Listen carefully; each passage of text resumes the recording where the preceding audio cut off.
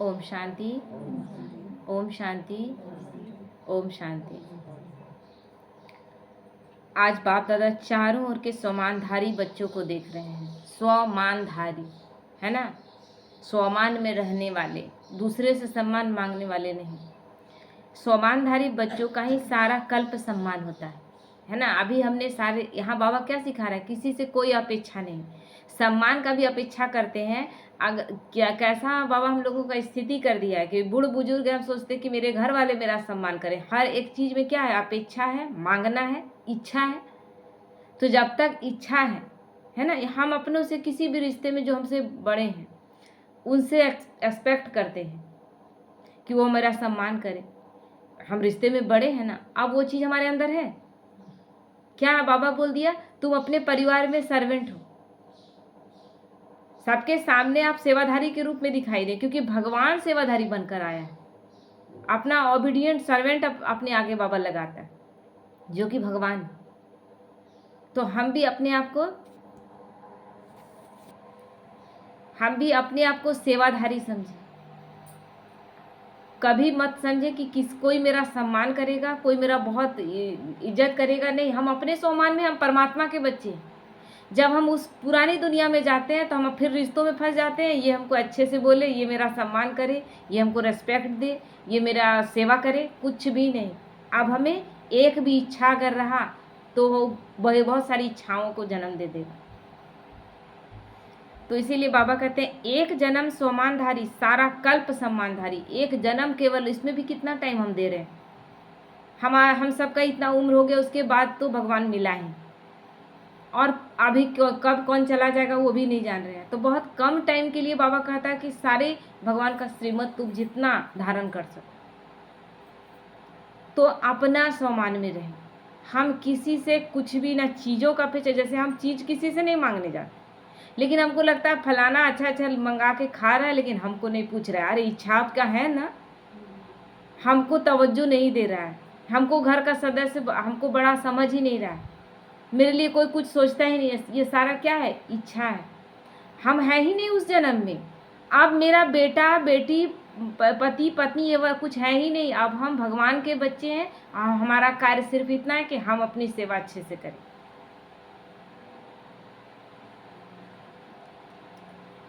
तो अपने राज्य में भी राज्य अधिकारी बनने के कारण प्रजा द्वारा सम्मान प्राप्त होता है, और आधा कल्प भक्तों द्वारा सम्मान प्राप्त करते हो। क्यों? अभी जो ये त्याग करते हैं, अभी जब हम किसी से कोई अपेक्षा नहीं करते, कोई अपेक्षा नहीं, तब जाकर तो अब अपने लास्ट जन्म में भी भक्तों का सम्मान देख रहे हो और सुन रहे हो। भगवान कह रहा है ऐसा तो नहीं है कि हम लोगों के आगे दिख नहीं रहा है।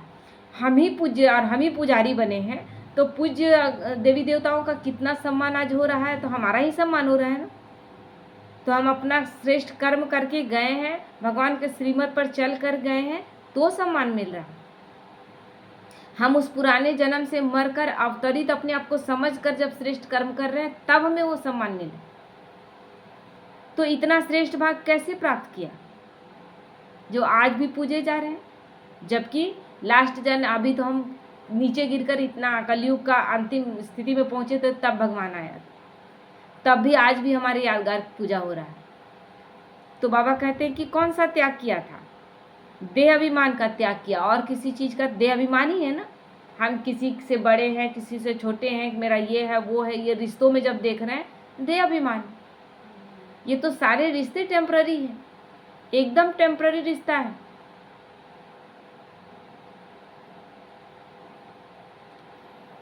अभी पिछले मान लीजिए कि इस जन्म में कोई आपका बेटी या बेटा बनकर आया है और आपकी बातों को नहीं मान रहा है, लेकिन पिछले जन्म में कौन सा रिश्ता वो आपके साथ निभा कर आया आप तो जान नहीं रहे हैं, और आत्मा संस्कार लेकर जाती है।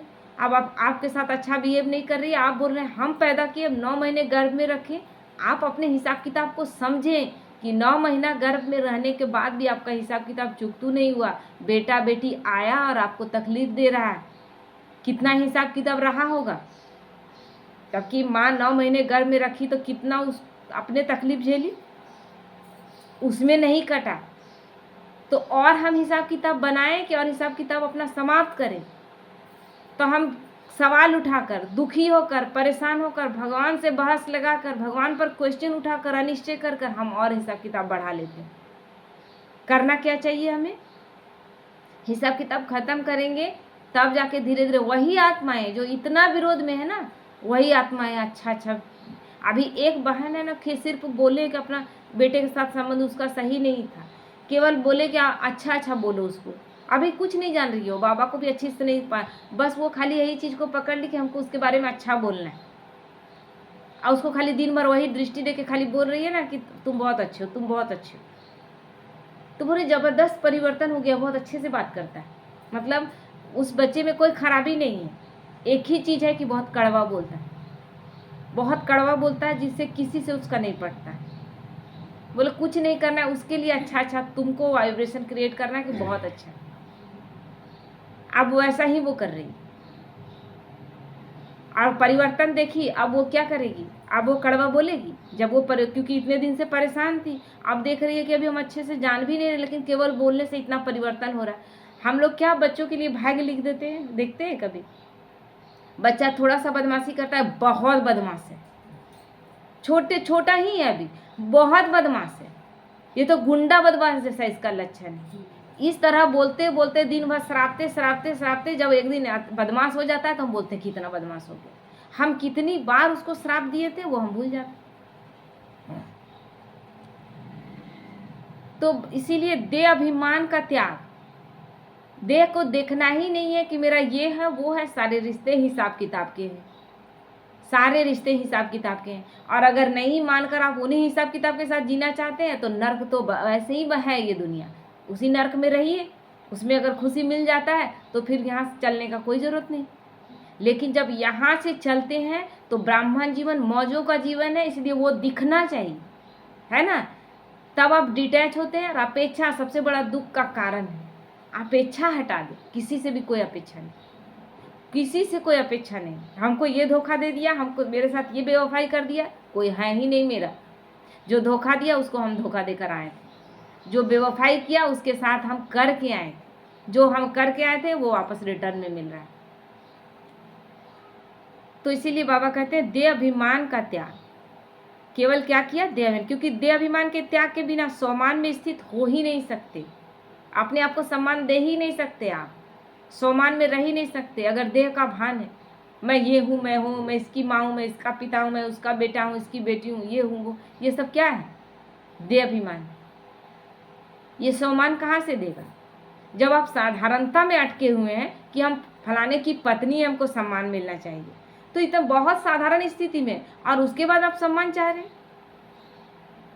लेकिन जैसे ये बोलते हैं हम परम पिता परमात्मा की संतान है, आपको कोई सम्मान देने का जरूरत है? अपने आप में लगता है ना, फीलिंग आता है ना कि हम भगवान की संतान है, तो हमको किसी और से क्या अपेक्षा? तो इस त्याग के रिटर्न में भाग्य विधाता भगवान ने यह भाग्य का वरदान दिया। दूसरी बात, स्वयं बाप ने आप बच्चों को सम्मान दिया। बाप ने बच्चों को चरणों के दास व दासी से अपने सिर का ताज बना दिया। आज तक हम लोग क्या करते हैं? मैं आपके चरणों का दास। भगवान बोलते मेरे चरण ही नहीं है तो चरणों का दास तुम कैसे हो गए? भगवान तो निराकार है, वो अपने चरणों का दास हमें नहीं बनाता, वो तो डायरेक्ट हमें अपना बच्चा बनाता है, एकदम अधिकारी बना देता है। तो कितना बड़ा सम्मान दिया। ऐसे सम्मान प्राप्त करने वाले बच्चों का बाप भी सम्मान रखते हैं, जो अपने इस सम्मान में रहते हैं। हम परमात्मा की संतान है, इस स्थिति में स्थित है, तब परमात्मा हमको सम्मान दे। अब राजा का बेटा भुला गया बचपन में, है ना, भुला गया बचपन में, और अचानक से एक दिन भीख मांगने अपने ही, क्योंकि अपना भूल गया था बचपन, और अचानक अपने ही घर के दरवाजे में 19-20 साल के बाद भीख मांग रहा है। तो राजा से चेहरा मिलता है, दरबारी लोग पहचान लिया, लेकिन स्थिति क्या है? भिखारियों वाली। उसको अच्छे से पहनाया ओढ़ाया गया, वो मान ही नहीं रहा है कि हम राजा का बेटा है। जब उसको पूरी तरह से परफेक्ट तैयार कर दिया गया, राजा के चेहरा से मिला, राजा उसको बताया, तुरंत कौन कैसा हो गया? अभी भिखारी ऐसे लेके खड़ा था, और अभी तुरंत स्थिति कैसी हो गई? उस राज्य का दावेदार मेन राजकुमार राजा के बाद उस गद्दी में बैठने वाला। वही स्थिति हमारी है। हम भिखारियों के लाइन में खड़े हैं, भगवान कहता है तुम मेरे बच्चे, सब कुछ तुम्हारा है, तुरंत अधिकारी। लेकिन हम उसको छोड़कर फिर भी भीख का टोकरा लिए हुए, आदत पड़ा हुआ। एक पिक्चर था ना, एक पिक्चर में एक मतलब एक आदमी अमीर परिवार में जाता है और बोलता है कि माँ बना कर ले जाता है एक भिखारिन को। अब उसको शुरू से आदत था दे दे, और जबकि अमीर बना के ले गया कि हम अमीर हैं और मेरी माँ भी बहुत अमीर, उसको खूब पहना उड़ा के तैयार करके भिखारन को पूरा अपना टच दे दिया था कि तुम ध्यान रखना और हमेशा अपना सम्मानजनक स्थिति में रहना। लेकिन थोड़ी थोड़ी देर में हाथ ऐसे, क्योंकि आदत है। वही हमारी आदत 63 जन्मों से मांगने का, भीख मांगने का आदत पड़ा हुआ था, तो बार बार हाथ पसार देते हैं। और बाबा बार बार याद दिलाता है कि बच्चे तुम तो मेरे बच्चे हो, यानी सर्व खजानों के मालिक हो।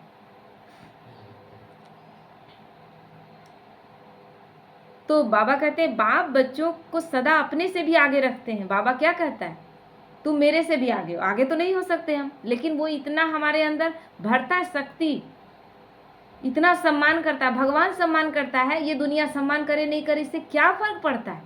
भगवान से बढ़कर है क्या इस दुनिया के लोग, है क्या। तो सदा बच्चों के गुणों का गायन करते हैं। हर रोज सीख व प्रेम से याद प्यार देने के लिए परम धाम से साकार वतन में आते हैं। सोचिए, हर रोज एक वरदान देते हैं। ऐसी पालना कभी सोचे थे। हर रोज पढ़ाई पढ़ाते हैं।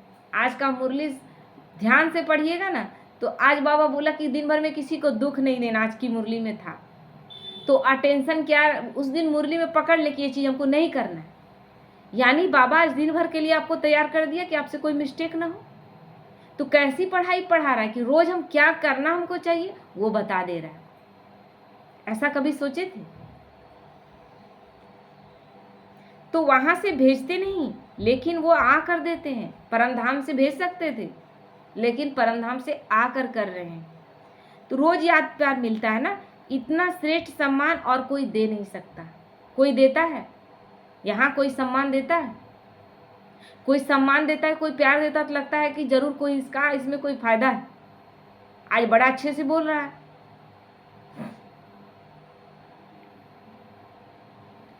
स्वयं बाप ने सम्मान दिया है, इसलिए अविनाशी सम्मान अधिकारी बने हो। ऐसे श्रेष्ठ भाई को अनुभव करते हो कि आज भी मांग रहे हैं किसी से, मेरा सम्मान नहीं करता, हमको पूछता नहीं, अपना बड़ा बड़ा डिसीजन ले लेता है, हमको पूछता नहीं। कुछ नहीं, हमें भगवान ने पूछ लिया, और किसी से क्या जरूरत हमारी। ऐसे श्रेष्ठ भाई को बाबा कहते अनुभव करते हो। स्वमान और सम्मान दोनों का आपस में संबंध है ना। जब स्वमान में रहते हैं, यानी अपने आप को मान देकर, तब सम्मान सबका मिलेगा। आप स्वमान में न रह के दूसरों से सम्मान मांगते हैं, आपको कभी सम्मान नहीं मिलता है। ऐसे लोगों को कभी नहीं मिलता सम्मान। स्वमानधारी अपने प्राप्त हुए स्वमान में रहते हुए स्वमान के सम्मान में भी रहता और दूसरों को भी सम्मान से देखता, बोलता व संपर्क में आता है। जो अपने आप को रॉयल समझता है कि हम भगवान के बच्चे हैं, जो समझता है भगवान किसी का इंसल्ट करता है। वो जब आया तो सारी दुनिया बिगड़ी हुई थी, लेकिन कभी बोला कुछ, सबको क्या बोला, मेरे मीठे बच्चे। और धीरे धीरे वो जब से आया है 100 साल के इस समय में, वो जानता है कि कितने बच्चों को तैयार करना है, कैसे तैयार करना है। वो बिल्कुल अचल अडोल होकर तैयार करा रहा है और बच्चे तैयार हो जाएंगे। लेकिन वो किसी को बोला कि तुम ऐसे हो, ऐसे कड़वे हो, तीखे हो, नहीं बोला। तो वो स्वमानधारी मतलब वो स्वयं जानता है कि मैं सत्यम शिवम सुंदरम हूँ। उसको किसी का हम लोग इतना ग्लानि किए कि सुअर कुत्ता बिल्ली में भगवान है, तो भगवान का कद नीचा हो गया क्या, कर पाए क्या। तो सम्मान जो अपने स्वमान में रहता है वो दूसरे को भी सम्मान देगा और खुद वो सम्मानित होगा। लेकिन अपने ही स्वमान में न रह के हम अपने आप को कुछ समझ ही नहीं रहे, केवल दूसरे से भीख मांग रहे हैं कि दूसरा मेरा सम्मान करता, दूसरा मेरा बात सुनता, हमसे पूछ कर कोई कार्य करता। कोई अपेक्षा ना करें, लोग आपसे पूछ कर ही करें। लेकिन जब तक आप भीख मांगेंगे आपको नहीं मिलेगा, क्योंकि आप जानते हैं कि भिखारियों को कितना भीख मिलता है। 4 बात सुना करके जो भी मन में आता है दे देता है, लेकिन किसी मन से कोई श्रद्धा से नहीं देता। तो इसीलिए हमें मांगना नहीं। तो स्व सम्मान का अर्थ ही है स्व को सम्मान देना, अपने आप को, मैं आत्मा हूँ, मैं परम आत्मा की संतान हूँ, मैं परफेक्ट हूँ, मैं परम पवित्र हूँ, मेरे अंदर कोई गलत बात है ही नहीं, मैं 7 गुणों से, पूरे अच्छे संस्कारों से भरपूर हूँ। मुझे अब जब ये सब कुछ है तो अब किससे क्या मांग रहे हैं आप? मांगने के लिए कुछ बच जाता है क्या? तो जैसे बाप विश्व की सर्व आत्माओं द्वारा सम्मान प्राप्त करने वाले हैं, हर एक सम्मान देते, लेकिन जितना ही बाप को सम्मान मिलता है उतना ही सब बच्चों को सम्मान बाबा देते, है ना। जो देता नहीं है तो देवता बनता नहीं, इसलिए हमें सबको सम्मान देना। भगवान जिस तरह, भगवान को इतना ग्लानि हुआ लेकिन भगवान सबको सम्मान देता रहा, इतना कि अब अपने बच्चों को कहते हैं कि मेरे से आगे मेरे बच्चे। तो ऐसे हमें भी सबको सम्मान देना है, हमें मांगना नहीं, हमें इस स्थिति में रहना है कि मैं अमीर हूँ, मुझे किसी से लेने की जरूरत नहीं। हम देने वाले बने, ना कि लेने वाले। तो हम बोलते हैं कि हम किसी से पैसा नहीं मांगते, हम किसी से खाना नहीं मांगते, जितना है ना उसमें संतुष्ट रहते, लेकिन हम सम्मान किसी से मांग रहे हैं, प्यार किसी से मांग रहे हैं, तो ये मांगना नहीं है क्या? ये भी तो मांगना है। ये क्यों नहीं कहते मेरे पास खुद इतना सम्मान है कि हमको सम्मान का किसी का दूसरे का लेने का जरूरत नहीं। तो इसीलिए बाबा कहते हैं जो देता नहीं है तो देवता बनता नहीं। अनेक जन्म देवता बनती हो और अनेक जन्म देवता रूप का ही पूजन होता है। एक जन्म ब्राह्मण बनते हो लेकिन अनेक जन्म देवता रूप में राज्य करते व पूज्य बनते हो, लेकिन कर्म कहाँ का? यही ब्राह्मण जीवन का। आज हम इतने स्वमान में रहें कि हम 84 जन्म तक हमको किसी से मांगने का जरूरत नहीं पड़े। बाबा 21 जन्म कभी नहीं बोलता, बाबा पूरे के पूरे 84 जन्म। क्या 84वें जन्म में आप क्या भिखारी हैं? तुरंत तो बाबा हाथ पकड़ कर ले लिया। दुख आया ही था हम बच्चों को कि बाबा हाथ पकड़ लिया, कहाँ दुखी, कहाँ परेशान। तो देवता अर्थात देने वाला, अगर इस जन्म में सम्मान नहीं दिया तो देवता कैसे बनेंगे? हमें देना है, हमें ये नहीं सोचना है ब्रह्मा बाबा को सम्मान दिया, इतना ब्रह्मा बाबा के बारे में बोला गया, जितना गलत गलत बात बोला जा सकता था, लेकिन उतना अपमान झेलने वाला, लेकिन जरा सा उनका किंचित मात्र उनके मन अंदर पैदा हुआ कि मेरा क्यों इतना अपमान हो रहा है, तो 1 नंबर में गए और कृष्ण के रूप में आएंगे, सतयुग के पहले प्रिंस के रूप में आएंगे। तो जितना यहाँ अपमान होता है वो हमारे लिए उतना और प्राप्ति कराएगा, बस ये सोचिए। सम्मान भगवान दे दिया और हमको किसी के सम्मान की जरूरत नहीं। तो अनेक जन्मों में सम्मान कैसे प्राप्त करेंगे? फॉलो फादर ब्रह्मा बाबा जो करके दिखाया, कर्मों से वो करके दिखाया। बच्चों का कितना अपमान हो सकता है? जितना ब्रह्मा बाबा का हुआ उतना हो सकता है क्या? उतना तो बाबा होने ही नहीं देगा जितना ब्रह्मा बाबा का अपमान हो। साकार स्वरूप ब्रह्मा बाप को देखा, सदा स्वयं को क्या कहा?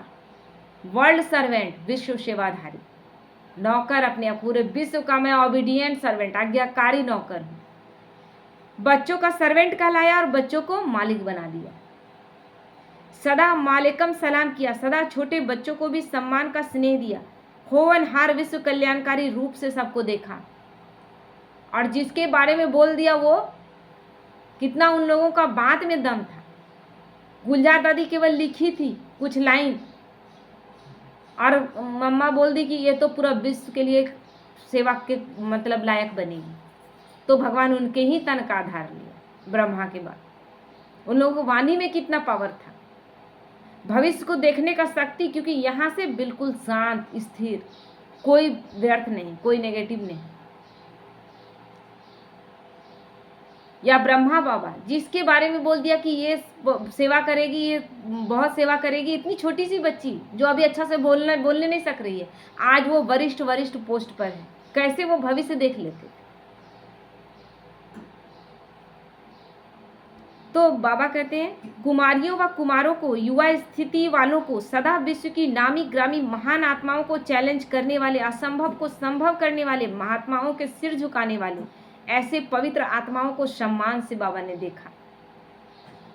सदा अपने से भी कमाल करने वाले महान आत्मा समझकर सम्मान दिया ना, ऐसे ही बुजुर्ग आत्माओं को सदा अनुभवी आत्मा हम जिन्स आत्मा को सम्मान से देखा, जो उनके ही उम्र के थे ब्रह्मा बाबा की, तो सबको सम्मान से देखा। बांधेलियां या बांधेलियों को निरंतर याद में नंबर 1 के सम्मान से देखा। बांधेलियों के बारे में बाबा हमेशा बोलता रहा कि वो जो बंधन मुक्त है उनसे ज़्यादा उनका प्रेम है, क्योंकि वो बंधन मुक्त नहीं है, बंधनों में है, तो दिन रात तड़पती है, यानी दिन रात याद में रहती है। और जो बंधन मुक्त है वो तो जान ही रही है कि हम बंधन मुक्त है, वो तो अलबेले हो जाते। इसलिए नंबर 1 अविनाशी सम्मान के अधिकारी बने। यही त्याग और यही सबको सम्मान देने के कारण ही नंबर 1 के अधिकारी बने। तो राज्य सम्मान में भी नंबर 1, विश्व महाराजन और पूज्य रूप में भी बाप की पूजा के बाद पहले पूज्य लक्ष्मी नारायण की ही पूजा होती है। बने ना इस अधिकारी, पहले शिव बाबा का, उसके बाद लक्ष्मी नारायण की ही पूजा होती है। और विश्व महाराजन महारानी तो बने ही। तो राज्य सम्मान और पूज्य सम्मान दोनों में नंबर 1 हो गए ना। तो उसके पीछे का क्या था, क्योंकि सर्व को सम्मान, स्वमान और सम्मान दिया। ऐसे नहीं सोचा सम्मान देवे तो सम्मान दो, है ना, बाबा क्लियर करता है। हम सोचते हैं हमको सम्मान मिलेगा तब हम देंगे, नहीं, फिर तो वो हो गया सौदेबाजी और उसका कोई रिटर्न नहीं। आपको सम्मान दिया गया था, आपने सम्मान दिया, बात वहीं खत्म हो गया। मेरे से अच्छे से बोला, हम भी अच्छे से बोल दिए, उसका कोई रिटर्न नहीं, है ना। हम आपको 10 रुपया दे रहे हैं, आप भी हमको 10 रुपया दे रहे हैं, बात खत्म हो गई। या हम आपको 10 रुपया दे रहे हैं, आप कोई 10 रुपये का सामान दिए, बात उसी वक्त मेरा हिसाब किताब आपसे समाप्त हो गया। लेकिन आप हमको 4 गाली दे रहे हैं और हम आपको शुभ भावना शुभकामना दे रहे हैं। मेरी स्थिति पावरफुल है ना। हम हर स्थिति में दाता ही रहे, और आपको पुण्य का खाता भी खत्म, बुरे कर्म का चढ़ गया, और उसके बाद आप लेवता भी बन गए कि हमको दे, हम गाली भी दे फिर भी हमको लोग सम्मान दे, लेकिन हम हर स्थिति में देवता बने रहेंगे। यही स्थिति हमारी होनी चाहिए। कोई दे तो हम दें, अभी यही चल रहा है, हमसे अच्छा बोला जाएगा, हमसे, अरे यही तो परीक्षा है आपकी। विपरीत परिस्थिति में भी आप ना ही लें, आप सब स्थिति सब परफेक्ट है और उसके बाद आप चल रहे हैं, तो आप कौन सा बड़ा काम कर रहे हैं। परीक्षा इसी चीज़ की आती है कि कोई गलत बोले, कोई मेरे साथ गलत करे, कोई मेरे साथ अन्याय भी करे, लेकिन हमें क्या करना है, मेरे तरफ से कोई अन्याय ना हो, मेरे तरफ से कोई गलत बात ना जाए। हाँ, और किसी के प्रति ऐसा लगता है कि किसी का संस्कार गड़बड़ है, तो हम उसको समझा लें, बाबा को लेकर, बाबा का कंबाइंड होकर, और उसको समझाएं, लेकिन इसमें भी डिटैच होकर। ये नहीं कि नहीं समझा तो फिर दुखी हो गए। समझाना है, ये हमारा कर्तव्य है, लेकिन हम अगर निंदा शिकायत करते तो उसका कोई वैल्यू नहीं। ये बहुत साधारण अवस्था है ना। इसलिए सम्मान देना है, तब सम्मान मिलता है। ओम शांति।